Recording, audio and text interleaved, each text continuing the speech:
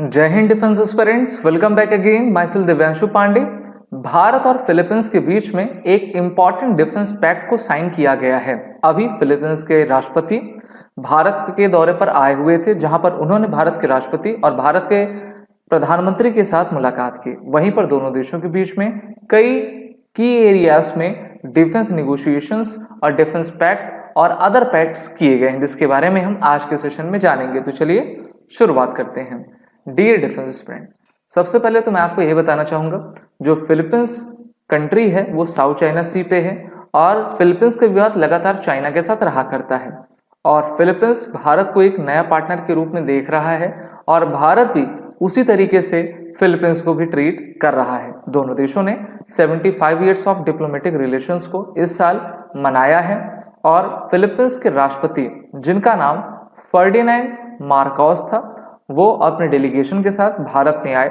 उनका स्वागत राष्ट्रपति भवन और हैदराबाद हाउस में किया गया, जहां पर दोनों देशों के बीच में कई इंपॉर्टेंट एग्रीमेंट्स को साइन किया गया, जिसमें सबसे इंपॉर्टेंट था डेवलपिंग ऑफ सबमरीन इंफ्रास्ट्रक्चर। तो आज के सेशन में हम डिफेंस रिलेटेड पैक्ट्स के बारे में जानेंगे।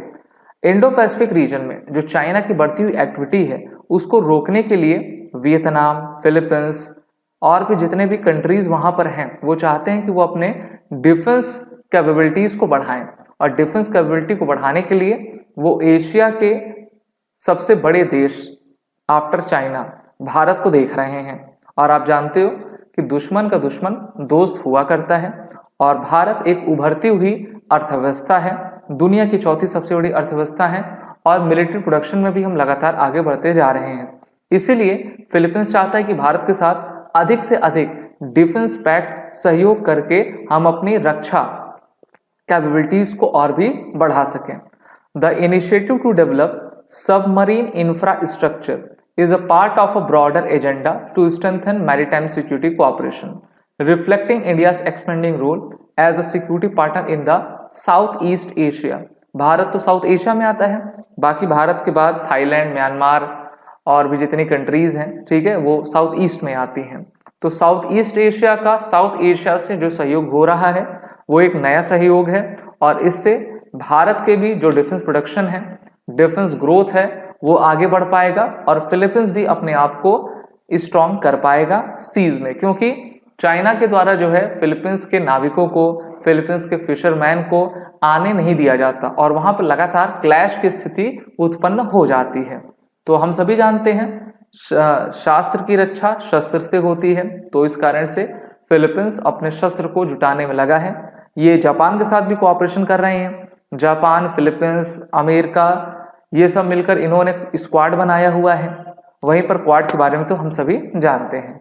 भारत में एक कंपनी है जिसका नाम है मझगांव डॉक शिपबिल्डर्स लिमिटेड। भारतीय नौसेना के लिए ये सबमरीन्स को बनाती है। सिर्फ सबमरीन बनाने से काम नहीं चलता, बल्कि सबमरीन का जो इंफ्रास्ट्रक्चर होता है पहले वो बनाया जाता है, ठीक है। ऐसा नहीं कि हम सीधा घर बना दिए। घर बनाने के लिए पहले बेसमेंट, पहले आप जानते हो जमीन खोदी जाती है, बेस बनाया जाता है, उसके बाद जो है उस पर बिल्डिंग तैयार होती है। तो सबसे पहले इंफ्रास्ट्रक्चर बनेगा, उसके बाद हो सकता है कि एमडीएल कंपनी से कह दें कि आप हमारे लिए सबमरीन्स को मैन्युफैक्चर करिए। Notably the two countries sealed pact involving the BrahMos missile system symbolizing a milestone in bilateral defense collaboration and technology transfer. इसके अलावा for India, advancing defense ties with the Philippines complements in Act East policy and underscores its commitment to being a reliable security partner for the Asian country. अब Asian का अर्थ होता है association of south east Asian Nations, जिसमें Bharat as observer काम करता है।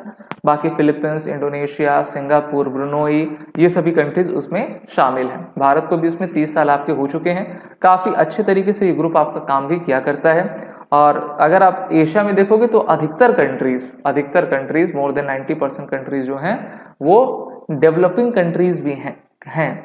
सबसे ज्यादा गरीबी भी आपको एशिया में ही मिलती है, लेकिन चुनौतियां तो रहा करती हैं और चाइना अपने पड़ोसियों को सबसे अधिक चुनौती देता है। इसलिए उन चुनौती का सामना करने के लिए इस प्रकार के डिफेंस एग्रीमेंट ये सभी देश भारत के साथ करते जा रहे हैं, चाहे उसमें फिलीपींस हो, इंडोनेशिया हो या फिर सिंगापुर हो।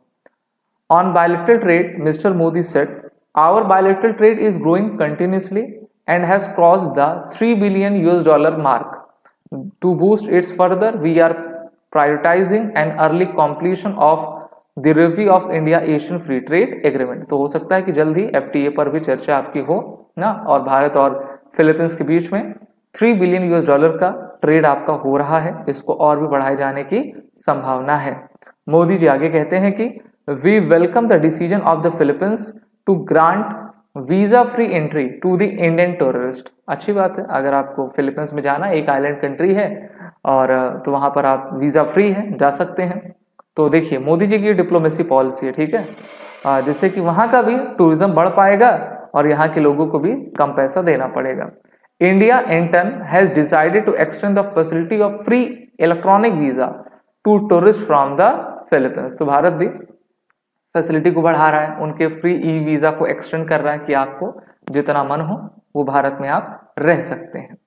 अगर आप 2022 की बात करोगे तो फिलीपींस ने भारत के साथ $375 मिलियन की डील को साइन किया था, और इस डील के माध्यम से इन्होंने नेवल वर्जन के total 3 batteries of short based anti ship variant BrahMos missile को खरीदा है, और भारत ने इसकी डिलीवरी इनको कर भी दी है। The Philippines is also reportedly interested in Akash surface to air missile. अभी आपने देखा कि ऑपरेशन सिंदूर हुआ था, उसमें हमारे आकाश सिस्टम ने, आकाश के अलावा एक और हमने इंटीग्रेटेड इंडिजिनियस सिस्टम बनाया है जिसका नाम आकाश तीर रखा गया है, उसने काफी बेहतरीन काम किया।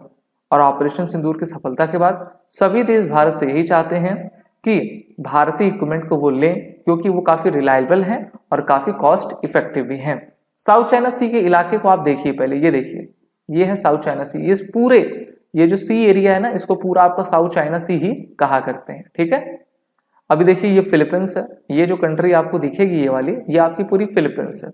ये ताइवान का क्षेत्र है जहां पर चाइना अपनी एक्टिविटीज बढ़ा रहा है और कहा जा रहा है कि कभी भी चाइना इस पर हमला कर सकता है। दूसरा, चाइना का विवाद वियतनाम से चलता है। वियतनाम का विवाद तो अमेरिका से भी था, वियतनाम अमेरिका युद्ध आपको याद ही होगा, अमेरिका को मुंह के खाने पड़ी थी। मलेशिया हो गया, ठीक है, ब्रुनोई हो गया, तो इन सभी के विवाद चाइना से लगे रहते हैं, क्योंकि चाइना कहता है कि ये पूरा का पूरा सी हमारा है। अरे भाई, सब चीज तो तुम्हारा है, किसी को और कुछ है ही नहीं। और आप जानते हो भारत के ये स्ट्रेट ऑफ मलक्का से, मलेशिया सिंगापुर से होते हुए स्ट्रेट ऑफ मलक्का से हमारे शिपमेंट जाते हैं। तो अगर ये साउथ चाइना सी पर चाइना का पूरा कंट्रोल हो जाएगा तब तो गड़बड़ हो जाएगी, सिर्फ इन देशों को नहीं बल्कि पूरे विश्व को गड़बड़ हो जाएगी, क्योंकि एक साल में $5 ट्रिलियन की इकोनॉमी यहाँ से एक्सपोर्ट इंपोर्ट हुआ करती है। इसीलिए भारत, वियतनाम हो, फिलीपींस हो, मलेशिया हो, इनको अपने तरफ से मदद दे रहा है, ठीक है। मलेशिया तो हमको कभी कभी यहाँ दिखाता रहता है, लेकिन फिलीपींस और वियतनाम काफी अच्छी कंट्री है, अच्छे देश वहाँ के लोग हैं, और भारत जो भी संभव मदद हो सकता है उसको कर रहा है। और चाइना के लिए एक ये मैसेज है कि देखो, अगर आप हमको इधर लद्दाख की तरफ से छेड़ोगे तो हम आपके दुश्मनों को अपने तरफ से और भी इक्विप्ड करते चले जाएंगे। तो ये थी न्यूज इंडिया फिलीपींस से रिलेटेड। वीडियो अच्छी लगी हो तो इसको लाइक करें, शेयर करें। हमारे कोर्सेज में इनरोल होकर अपने आने वाले डिफेंस एग्जामिनेशन की प्रिपरेशन आप पूरी करें और वॉर एटीएम कोड का यूज करें। जय हिंद। अगर आप एक डिफेंस एस्पिरेंट हैं और SSB interview, NDA, CDS, AFCAT जैसे एग्जाम्स के लिए प्रिपेयर कर रहे हैं तो आप एसएसबी क्रैक एग्जाम्स के कोर्स को चेक करना ना भूलें। आप हमारी लर्निंग एप्लीकेशन को गूगल प्ले स्टोर से भी डाउनलोड कर सकते हैं।